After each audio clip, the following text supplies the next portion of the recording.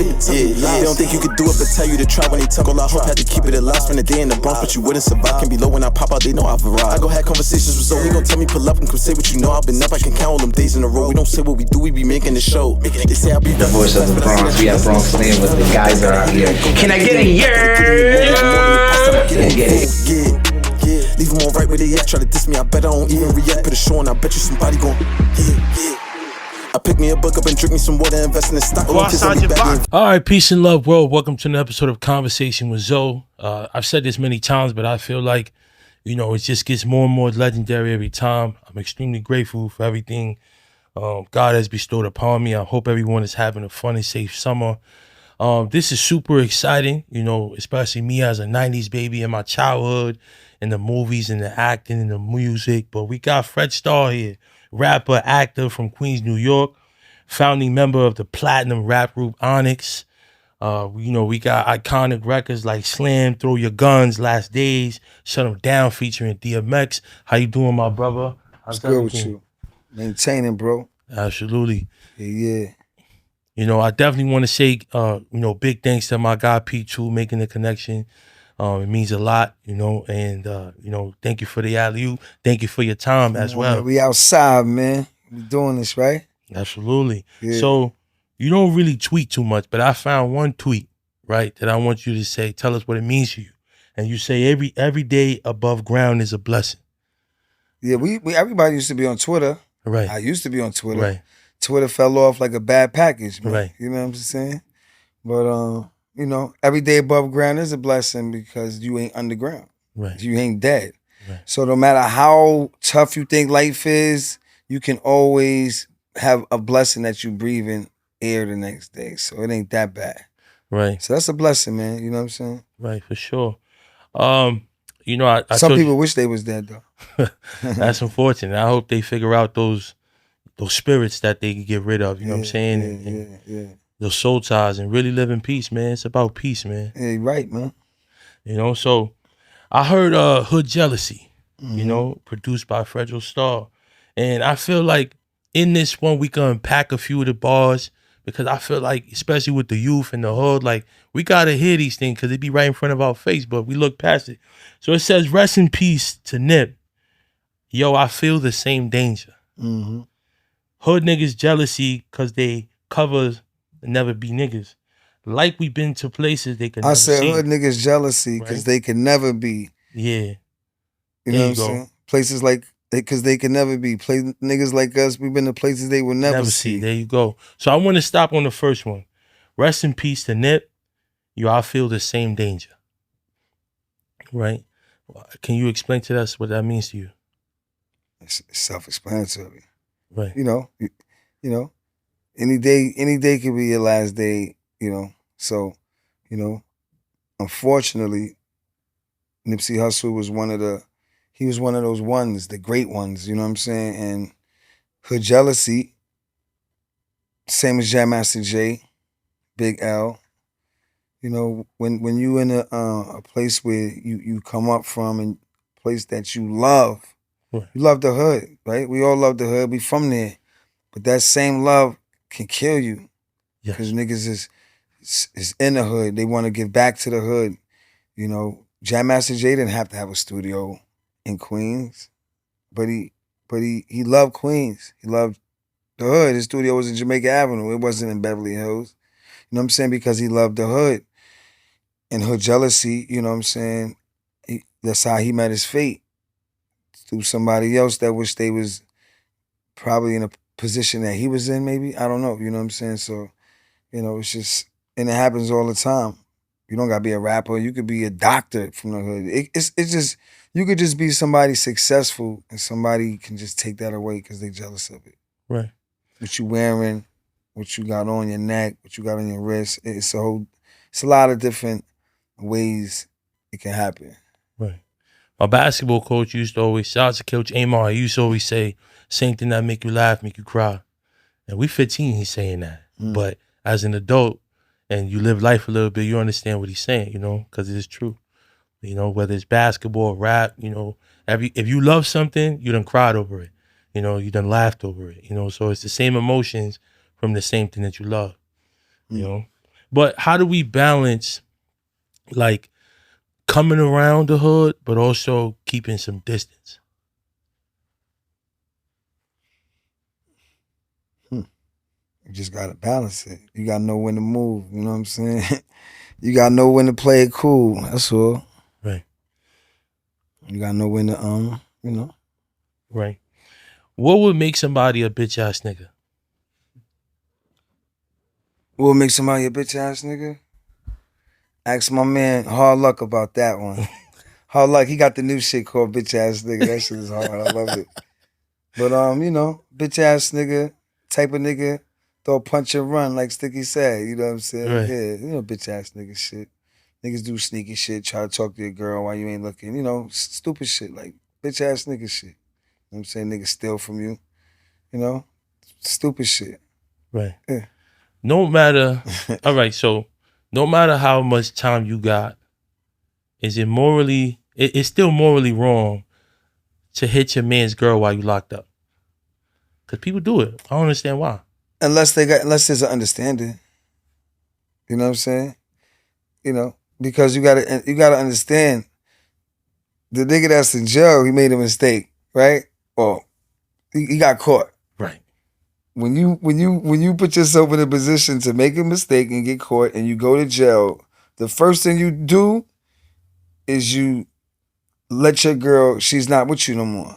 She's not protected by you. She's not there. You can't do nothing for her. So you lose the opportunity to be there.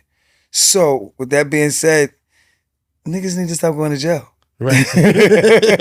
How about that? You know what I'm saying? Yeah. Because the nigga's gonna smash your bitch. Right.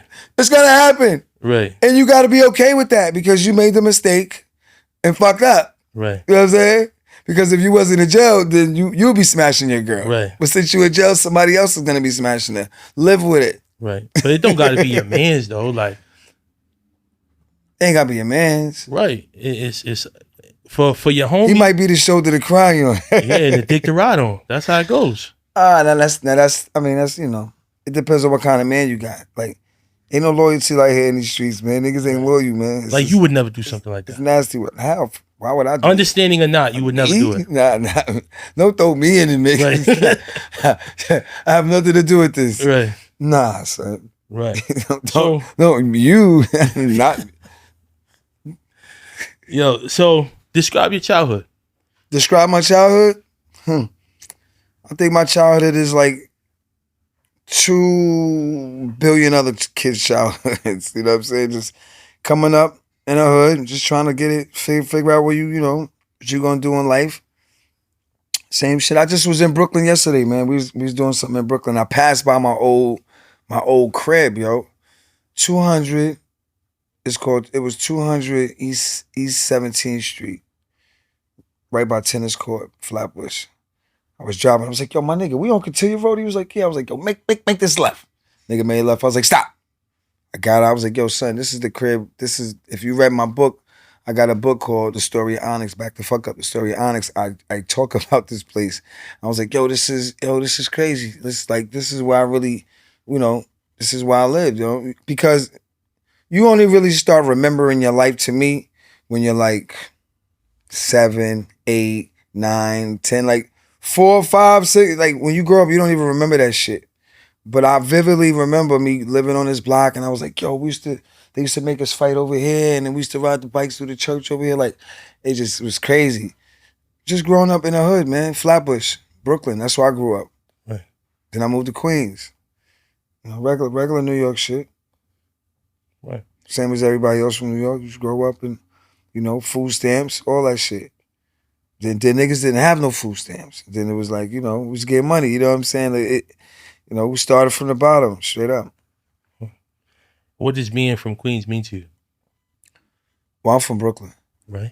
So you claim Brooklyn first. I'm from Brooklyn, but I represent Queens. Got you. So how you want to rephrase that? What does being from Brooklyn mean to you? Being from Brooklyn means you're a bad boy. You know what I'm saying? Brooklyn bad boys, you know what I'm saying? Like Brooklyn niggas is like, we just got a certain style, certain way we move. And moving to Queens just gave me an extra like superpower. You know what I'm saying? Because Queens is just, Queens is different, man. You know what I mean? Queens got the best rappers, put it like that. Okay. Queens made me a better rapper, I think, as far as like rapping, like, you know, hip hop. Queens is the place to be. Queens was the place. Like, I think if I grew up in Brooklyn, my rap style probably would have been different. I think Queens, I saw more the Run DMCs, the LLs, and all of these dudes, and Tribe Called Quest, and all these dudes from Queens that was coming up before us, you know what I'm saying? It was like, yo, Queens is the place to be, you know what I mean? So I came under that Queens shit, you know what I'm saying? Baisley Park, Grandmaster Vic type shit, you know what I mean? So Queens was just a part of the style of the rap, the style of the way a nigga comes through, you know what I mean? But Brooklyn is, you know. Right. So as a person, you claim Brooklyn. As a rapper, you claim Queens. As an adult, right, I claim Queens. Yes, sir. I did my younger years in Brooklyn, like the kid years, you know, the wonder years. The wonder years. The wonder years. That's what they call it, right? Right. Yeah, yeah. So I was wondering what the fuck I'm gonna get some money, like, you know, that's the wonder year. Like, that's what I was wondering. How the fuck we gonna get out of here? And then I moved to Queens and I thought it was better. And then the crack era came and it was like, holy shit. Like, it was worse than Brooklyn.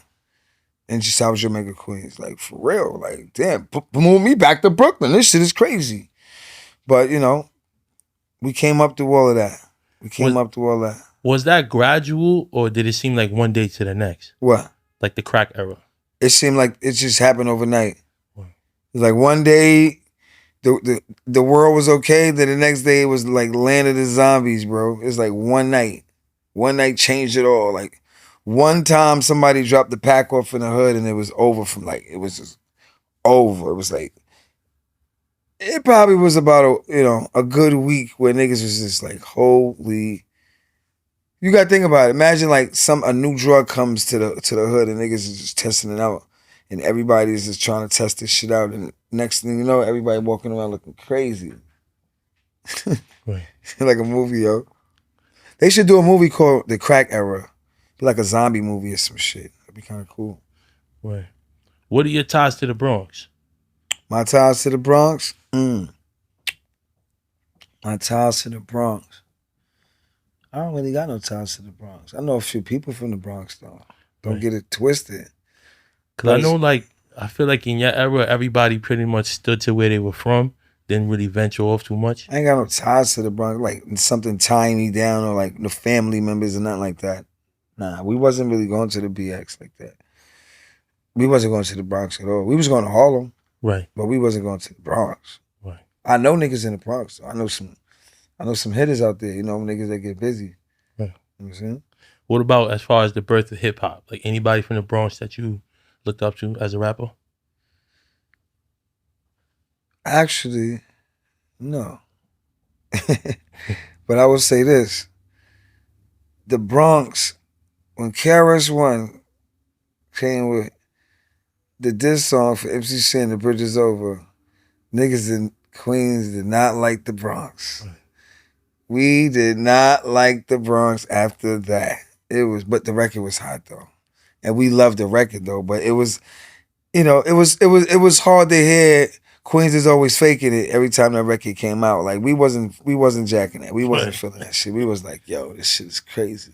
But it was ill. Like, we respected KRS-One, but, you know, I just think Queens and the Bronx was a rivalry because of KRS-One and MC Shan and all the little rappers that was under it. We was coming up. We was just on the sideline just like, yo, what's going on? Like, you know what I mean? Okay, it's a rivalry. This is what it is. And how many rappers from Queens and the Bronx really collaborated? Right. On the records. Like, I'm just saying, like, what rapper from the Bronx and the rapper? Maybe Fat Joe and Nas. I don't know. Right. But, you know, the Bronx got some heavy hitters, but they can't fuck with Queens rappers, man. Let's stop it. And when did you not to be controversial, but right. I'm just saying, like, I mean, that's how you feel. That's your perspective. You know, it is what it is. Right. Queens got the hitters. And when did you fall in love with hip hop? I fell in love with hip hop, man. The first time I heard, like, you know, Rapper's Delight type shit, you know, hip hop, hip it. You heard that, you like, yo, what's this funky? It was like funky, you know what I'm saying? It was just like, it was fun So, that record, I Rule the World, Curtis Blow. Those records, those guys was just, those were the records I was hearing. I was like, what's this? This is new. This is like, okay. I was always into music. Michael Jackson and, my mom was listening to Luther Vandross, all that type of shit. Angela Bofield and all this shit, you know what I mean? So, Loose Ends and Tina Marie and BTS Express. I mean, all this crazy shit. So I'm listening to all this shit like, and then hip hop. That shit came in. It was like, yo, this is dope. Like, I like the way these dudes are sounding, and that, it just grew with time. Then Run DMC comes out. It's like, yo, this is dope. Like, you know what I mean? Like, and then we meet Jam Master Jay from Run DMC. So it's just we was meant to be here. Right. You know what I'm saying? We came in with the Kings of Rock. Right. Do you remember your first rap? Yeah. Like that you wrote? Not really, man. I know what rap it was, but I just don't remember it. It was one of them wordy raps, like one of them raps, like, a lot of words. Like LL was like, we was trying to be like LL with that, with the ill flow and use big words and, you know what I'm saying? Like, and then it changed and then we simplified it. But now I don't remember the first rap, bro. I do not remember that. How do you feel about the state of rap today? The state of rap, it's not really, the state of rap is what it is. It's changing. Times are changing. It went through a phase and, it got corny to me. And but now I think yeah, I think it's coming back to where you gotta be lyrical. Mm-hmm. You gotta know how to spit again. You gotta know how to pick the right beat. I think it's back to the basics. It's back to the way we used to, not exactly like how it used to be in the 90s, but it's getting back to that formula. It's getting back to, okay, you gotta really rap. You can't just be mumbling some shit or come with a little tune or a little dance or some shit and think this shit gonna go viral. It don't work like that no more. Right. Go get your pen, get your rhymes. Start looking at the Rakims. Do your homework, little niggas. Start looking at the G-Raps. Better go on YouTube, man.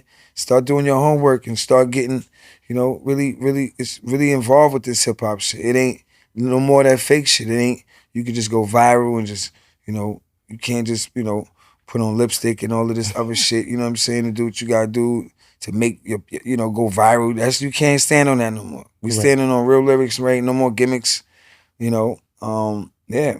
That's where it's at right now. You know what I'm saying? So it's either people gonna get with it or they gonna get left behind.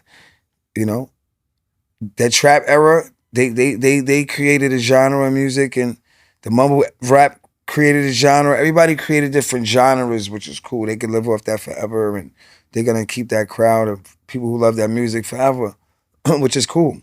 There's different genres of hip hop, but right now it's going back to, and A&Rs know, niggas know what to sign. They know what's going on. They know, okay, let me find the next Eminem. Let me find the next Jay-Z. Let me find the next, the niggas that can really rap type niggas, the Big L's, and you know what I'm saying? Let me find those type of niggas, the next Little Kims and all of this. Let me find the next Biggie. That's what's going on right now. That's what niggas should be looking for. I don't work at a record label, but, except for my own 100 Mad record label, but I'm just as far as these big record labels, they, in the last couple of years, they just probably was just looking for, who got the best algorithm, or like, who got the loudest clothes, who got the tightest jeans on, or who, whatever they was looking for, you know what I mean? Who went viral, like, they wasn't looking for that. Right. Now it's time for that. So let's get the real niggas up in office too. Let's get the real niggas in the label so we can get this shit back to where it's supposed to be, because apparently the people they probably got there don't really know. They can just think, oh, you know what, you got the look, you can be a rapper. Come on, let me get you some writers and we can create you. No, stop it. Stop trying to jack the culture vultures. Stop it. Let's get to the real shit. You know what I mean? These people don't even know nothing about hip hop and talking about let's do something. Stop it. Right. Who are you listening to nowadays? I'm listening to whatever Shade 45 is playing. Right. I'm listening to whatever Rock the Bells is playing. That's what I'm listening to. I don't sound like I'm going to buy somebody's album like that. You know what I mean? It's not even, It ain't even like that. You know what I mean? Just listen to what's out there. I keep my ear to the street. I really don't work for nobody and I don't market nobody else but my own brand. So I listen to all my 100 Mad niggas. Like, you know, that's what I listen to. 100 Mad. Right. So this ain't Rap City. This is Gun Clap City. How was your experience on Rap City, the basement? It was great. Right. I was young, so I seen some of it, but what was it like? The room like? What was it like down there? Like, what was like a Tigger, man, from Rap City was ill. Like he could freestyle, so he was good. He had a good energy.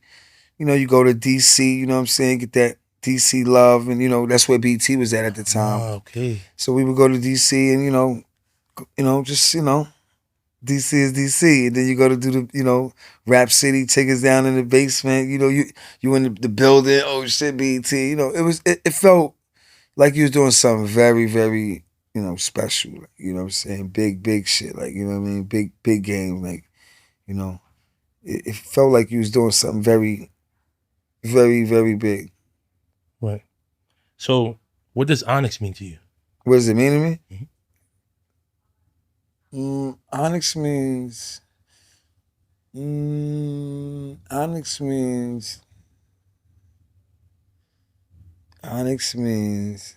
the plan. It was the plan.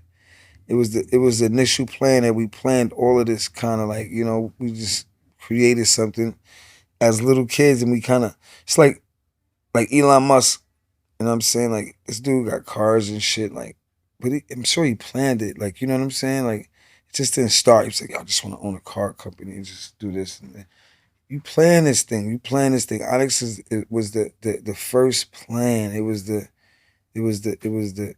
birth. It was the foundation. That's the word. Onyx is the foundation. Right. So, how did you get into acting? Oh man, that was a mistake. Not a mistake, but sometimes you do things and you don't even know it's gonna happen, and you do it and it just happens. You know what I'm saying? I just woke up one morning. When I woke up that morning, I didn't know that I was gonna have an audition. I woke up that morning, brushed my teeth, put my shoes on, and I went to a meeting with Jam Master Jay at Def Jam. And in that meeting, they was like, yo, why don't y'all go to this little audition over here? You know what I'm saying? My man Forrest Whitaker, Russell was like Russell Simmons. He was like, yo, my man's doing a movie. Y'all should go over there.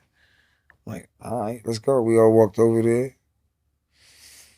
And I got the part called Strap. It was called a movie called Strap. And that was like my first time acting. First time doing anything. Nobody went to acting school. We didn't go to Juilliard. We didn't go to none of these acting schools or whatever the acting school is. I don't even know the damn acting schools out here, but we didn't do none of that. We didn't go to no musical special schools. You know what I'm saying? Nobody was thinking about being an actor. We wasn't thinking about being on Broadway, none of that type of shit. None of that. We was just rappers, man. We was just rappers from the hood. Then we got a chance to actually be in movies. You got to think about rappers, man. You got Ice Cube, Ice-T, Run DMC. All them niggas was in movies. Right. So I didn't do nothing new. I was just doing what I had to do. You know what I'm saying? Okay, I'm the new rapper in the movie. You know what I'm saying? This is before I was even known as a rapper, though. That's the difference. Like, some rappers do movies because they are the hot rapper, and we're gonna put you in a movie because we know people gonna watch it because of you. When I did Strap, I was in nobody. We was just making the first album. The first album didn't even come out yet. It wasn't even halfway done. We just was coming up. We had a deal, but we didn't nobody. We had no video. Single never was released. We was just creating the first album. So, I got hired, even though I was a rapper, I got hired because they like my acting. It wasn't like, oh, we're gonna put this nigga here. He's a good rapper. He's great. He's dope. People love him. Let's put him in a movie. No, it was different. You know what I'm saying? I was just a little nigga from Queens, and they gave me the fucking keys of the car, nigga. Once I jumped in the industry doing this movie shit, and it wasn't no looking back. I got hot real quick, like just bagged up everything. Sunset Park, Moesha, you know what I'm saying? Law and Orders, New York Undercovers, everything was just coming. every audition I was going and I was just bagging shit. Boom, boom, boom, boom, boom. And then the shit got slow. Go on audition, they be like, ah. You go to another audition, they be like, start scratching the back of their neck. You be like, another audition, you be like, oh shit. Then you're like, wow, okay. So now what I'm gonna do? I feel like the industry kind of like, you know, had enough. Okay, so what I'm gonna do? I'm coming back and direct my own movie. So now I got my own movie I directed called The Tunnel. TV series, movie, whatever I want to do with it is mine. I did it myself. I didn't ask nobody for no money, which is a good thing, because I didn't want to wait, and I didn't want nobody to tell me what I wanted to do with my vision. So, you know, it's like, to me, it's like The Tunnel was the hottest movie in New York City since like The Warriors, you know what I'm saying? Since like Paid in Full, since like, you know, like Juice. You know what I'm saying? Like those New York, since Strap, you know what I mean? Those New York movies that show that New York background. You know what I'm saying? This is what this is. I directed it. Great cast. The cast is incredible. Some of the illest comedians, rappers, actors in this movie. To me, I think this movie is special because this movie is everything I've ever thought about doing. From the start, like I said, Onyx was the foundation, and we got into the movies. I've been on the other side of the camera so many times. I'm talking about Save the Last Dance, big movies, like over 200 million in the box office, like not small movies, like big movies, like real shit. And I took all of that and learned from being on the other side of the camera. Light It Up with Usher, Forrest Whitaker, like those big movies. And so, okay, I know how to direct a movie because I've been on the other side. So The Tunnel is coming, it's crazy. It's gonna have New York like how it's supposed to be, you know what I'm saying? And the Tunnel is based off the nightclub. Yeah, it's based off the nightclub in the late 90s, right? You know, the 2000s, and it's loosely based off of that. It's not, we're not really getting into. But that's what The Tunnel is. It is. That's what The Tunnel is. But you see the story, it's more of like an action adventure. We probably gonna release it on Christmas. Right. And I'm thinking Christmas, big holiday movie. Right. You know what I mean? The family can watch it. There's no cursing in it. Right. There's no guns in it. It's no weed smoke. It's PG-13. Well, you know, with a little sauce on it. You know what I'm saying? But yeah, I think it's gonna be cool for everybody to watch. I think those are the type of movies you can watch over and over and over. Like, it's gonna be a classic like that. Right. You know what I'm saying? I'm looking forward to it. I'm gonna definitely promote it on here, and anything you put out there, you know, definitely make sure I repost and share. Yeah. You know, because you're a friend of the show now. How did the hood embrace you as an actor? Did the hood embrace me? Yeah. Hell yeah. Did the hood embrace me? Yeah. I mean, of course. I was like, you know, me personally, I was the hood nigga in every movie. Right. so they could definitely will embrace me because most of my roles was hood nigga roles. You know, let's be serious. I was just doing all the gangster shit, the gangsters after, you know, just the bad boy, whatever you want to call it. That's so the hood likes that type of shit. They like that. Right. And plus, when I, you know, film movies in the hood, I'm actually with the people in the hood. Like when we filmed Clockers, you know, we filmed that in Gowanus Projects. I'm in the projects after work. I smoke a joint, talk to the niggas before I bounce, you know, and from the projects, you know what I mean? I don't just jump in my car, act like I'm better than nobody, you know what I'm saying? I'm for the people, you know what I'm saying? So, like I said, hood jealousy, though, it can work both ways. Right. You know what I mean? But, you know, you gotta just know when to leave. You gotta know when to put that last.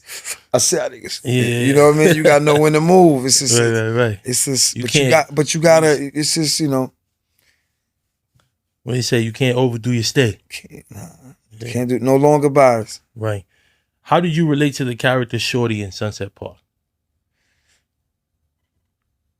Well, you know, a point guard is the leader of the team most likely. You know. Most teams, he's the leader. He's the vocal guy. He's the one who's gonna make sure everything goes smooth. That's me anyway. Like when it comes to Onyx, I'm the leader of Onyx. I'm the leader of Onyx, like straight up. You know what I'm saying? I'm good at that. I'm good at being a leader. You know what I'm saying? I'm the leader of 100 Mad. I'm the leader of The Tunnel. You know what I mean? And a leader just gets people together to win the championship. Yeah. You know what I'm saying? So Shorty Doo-Wop was the point guard trying to get everybody together to win the championship. So, you know, I can relate to that. I can relate to what he had to do, who he was. I related to it so much that they gave me the part. You know what I'm saying? Right. They thought so too. Right. So thanks to Danny DeVito and Rhea Perlman. I gotta highlight Danny DeVito. You know, it would be great to reunite with Danny DeVito for the tunnel. Right. You know what I mean? You know, Danny DeVito was one of the guys who gave me my first start. And always respected what he's done in this, you know, Jersey films and what they've done. So let's see what happens, man. You know what I'm saying? We still here. Right. Malakai. Yeah, right. What about him? How'd you relate to Malakai? From what? Save the Last Dance. Oh, the character from Save the Last Dance, Malakai? Mm-hmm. Well, because I thought you were talking about Children of the Corn Malakai. Oh, nah. You know there was a nigga named Malakai in Children of the Corn, right? I've heard of the movie, but I never seen it though. See, now, go see Children of the Corn and see the original Malakai. He was a wild nigga. All right. But yeah, man. Like I said, I'm usually the bad guy when it comes to doing these movies. And Say the Last Dance, they needed. It was a grueling audition. That wasn't one of those auditions where you just was like, yo, let's just give him the part. There was a lot of good, you know, actors that they thought could play the part, but I fought for that role and I got it. And that was just one of those movies. It's like when I did it, I knew it was gonna be one of those big, like, cult classics because the story was so good. A black guy, white girl, hip hop, ballet coming together. You cannot lose with something like that. And it had a great title, Save the Last Dance. Right. You know, it's great marketing, great movie. Ice Cube We Be Clubbing on the soundtrack. They knew what to do. Like, they did a great job with that movie. Shout out to Ice Cube. They did a great job. Say the Last Dance was one of those movies you can watch it over and over. Your girl gonna make you watch it, so you're gonna watch it with her. It's one of my favorite movies. So you know, it just is a cult classic. And my character, when I thought of that character, I just thought about, okay, what would Tupac do? Like, get on your Tupac shit for this movie. Like, just not like I don't do me, but I just use him as a character. Just like reference, you know what I'm saying, for Malakai. That was like the secret on that one. Like, all right, get on your Tupac shit, you know what I'm saying? Like, you know, and I flipped the character a little bit away around, you know what I'm saying? But, you know. Right. I like the part when you told her, you see, that's oil and you're milk. And those two would never mix. Very, very, very sinister, right? Yeah, facts. You know, she couldn't knock that. You know, there's nothing you could say. She's just like, damn. Had the Cardis on, right. You know what I mean? It was smoothed out. Yeah. That was good. I always wanted to be a part of that kind of club scene, though. I'm a little too young, but it seemed fun. The music, the vibes, the dance moves, like, that just seems great. Like, everything about it. Yeah, and like I said, the tunnel, we got the club scene. You know, the Tunnel Club is a little different from Save the Last Dance. So the Tunnel, you're going to have fights in there. You got to take your Timberlands off and make sure they ain't got no guns in there. You got to turn them upside down and the security guard might be... So the Tunnel, you're going to see all of that too because it's based on the club. So we had a great club scene, man. It's fun, you know what I mean? So, yeah, man. Right. Rodney J Templeton in the movie Light It Up. Mm-hmm. Right? That was a powerful movie. And how was that role for you? Light It Up, Rodney. Rodney was from Southside Jamaica, Queens. You know what I'm saying? He said it in the movie. They actually let me say that in the movie. Y'all say, can I say I'm from Jamaica, Queens? They say, yeah, say it. So if you watch Say the Last Dance, I pull up my shirt, I'm like, yeah. He said, how many times you got shot? So like, something like 2 or 3 times. Something Southside Jamaica, Queens, you know what I'm saying? So that was good, you know, working with Usher. You know, big Super Bowl singer, you know what I mean? Big, one of the biggest stars out here working with Usher. And, you know, that was like the second time I worked with Usher because he did Moesha too. Right. So, you know, we worked on Moesha, so it was good seeing him again on the set. But now, you know, on Moesha, we was going at each other. And now, Say the Last Dance, we going at each other. So it's kind of crazy that. And Light It Up. And Light It Up, yeah. It was me and him going at it. At first we was cool, but then we had to fight and all of that in the movie. That was a good movie. Shot that shit in Chicago though. It was freezing, man. Oh my God. And Save the Last Dance we shot in Chicago as well. Yo, it's cold, man. Chi-Town, I don't know what's going on in the winter, but y'all better get a ticket to Miami. Right. It's crazy out there. Fuck around, lose a toe or something, frostbite. Crazy. But, so, as far as my childhood, Moesha was probably one of my favorite shows. You know, Moesha then turned into the Parkers and that whole series run. But what was it like being with Brandy? Oh man, it was good, man. They had good food on the set, you know what I'm saying? Big sets, good family atmosphere, being on the set, chilling with Lamont Bentley, rest in peace. You know, Brandy was one of the dopest singers at the time when she was doing her thing. It was cool, man. Kobe Bryant coming to the set. Right. Whitney Houston coming to the set. They was all coming to the set. It was like I said, like a big family vibe. Everybody was black. It was like a black thing, you know what I mean? Black Hollywood.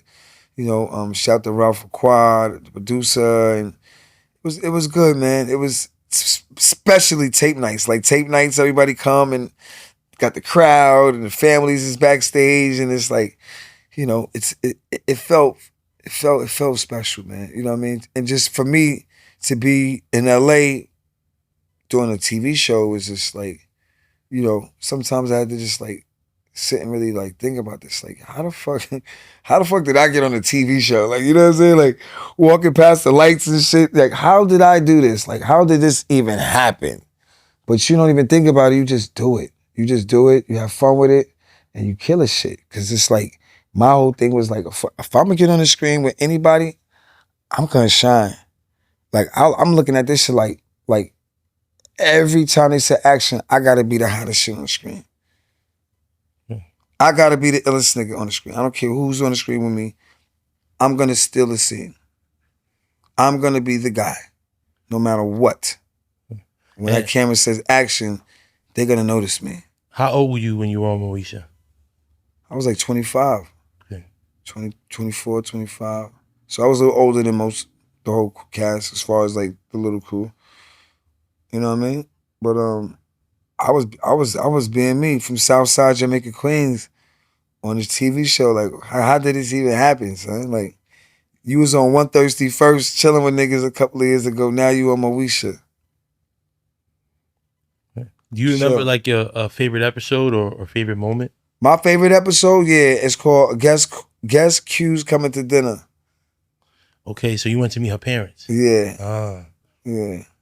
Yeah. I feel like Frank and D were like the model parents. Like, I feel like it showed us in a positive, like where he was a car salesman and she had a good job. They had a house. It wasn't like some ratchet, no good family from the projects. Some like, Cosby show. Yeah. I feel like successful. It was, right. You know, a good positive depiction of us. Yeah. And especially like Frank trying to be like a role model and father figures and take dudes under the wing. And I feel like it was good for them to show us in that light, as opposed to everything today is always super negative. You know, my girl, her coworker has a lot of negative things to say about the Bronx. Never been to the Bronx, I'm from the Bronx, but you never been there. So it's like, where do you get all this from? Like, who told you this? Like, you know what I'm saying? And I just feel like everybody's just, most people are trying to work hard, pay their bills, and mind their business. And that's anywhere, right? But you just happen to get your start, whether in Queens or the Bronx. And, you know, we all trying to Rakim said it the best. It ain't where you from, it's where you at. Rakim's and that Big Daddy, we learned so much. These little jewels they was dropping, like, you know, it ain't where you from, it's where you at. That's like, put that in your pocket and run with that, because it's not where you at. So you can go anywhere in the world, you just gotta know how to move, man. So it ain't really where you from, it's where you at. You gotta know where you at. You know, you gotta know if you're going to a poor place, it might not be cool to wear that watch you got on. Right. Just because you gotta know where you at. Right. You know what I mean? Like, and how you learn that? Rakim taught me that. Oh, okay, put that in your pocket. All right, cool. Like, we learned, hip-hop was our teacher. We learned from hip-hop. So many jewels that get dropped that you don't even realize you're using. Right. How was traveling to Prague and Budapest? I've been to those two places. Yeah? So You've been in those two places? yeah, I played professional baseball in Austria. Okay. So I lived in Vienna for 2 years. And then in the downtime, I got to go to Budapest in Hungary, and I got to go to Prague, which is like probably one of my favorite world of castles and everything. It was beautiful. Baseball, huh? Yeah, I was a baseball player. Wow. Yeah. Not So that was so my many black baseball players. Yeah, that was my ticket out the hood. You know, it was education has always been a thing. I always loved school, and I was pretty good at baseball. So that's how I got to college, and that's how I got overseas. Wow. Baseball. We need more baseball out here, man. Black guys don't play that shit no more. Right, man. Shout out to CC Sabathia. He just got inducted to the Hall of Fame.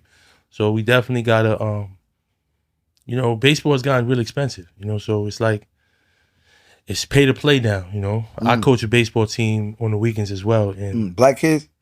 a mixture. I probably got the most diverse team. That's what's up, man. Because I probably got the most scholarships on my team as well, you know, because that's how you get your talent too, you know, and you blend them both. And then those kids are hanging out with kids they wouldn't normally hang out with. That's and right. now I got my kids in Harlem hanging out on the Upper East Side, and, you know, they drinking matcha and going to Starbucks. And so it's the coolest thing. I love my guys. They 14, so, and I've been with them since they were 9. They're drinking that matcha, huh? Right, yeah. He called himself the Matcha Poppy. He's mad funny.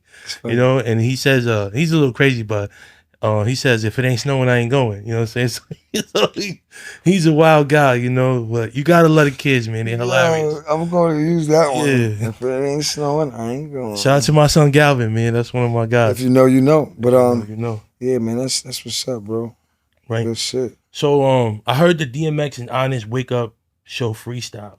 What's your favorite memory of DMX?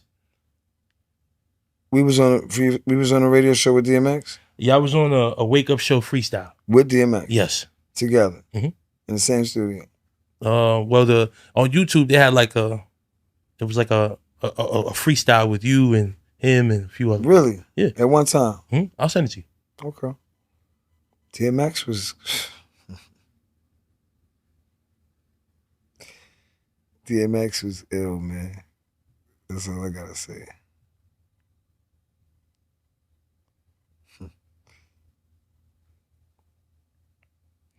So, as we get to the tail end of the conversation, I always like the guests to drop a few gems to the youth, but also to their younger self. So, what would be your message to your younger self? My message to my younger self would be, I don't know, man.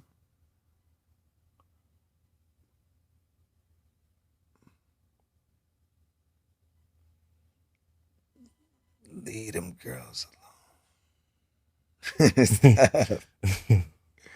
You know what I'm saying? Like, I don't know, man. I don't know. There's really no message to my younger self because I am my younger self. Right. I've never gotten old ever, mentally. Right. What would be your message to the youth?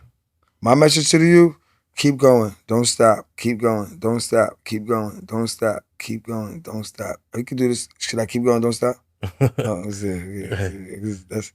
right. Okay. But how do you feel about the whole YN culture and wave?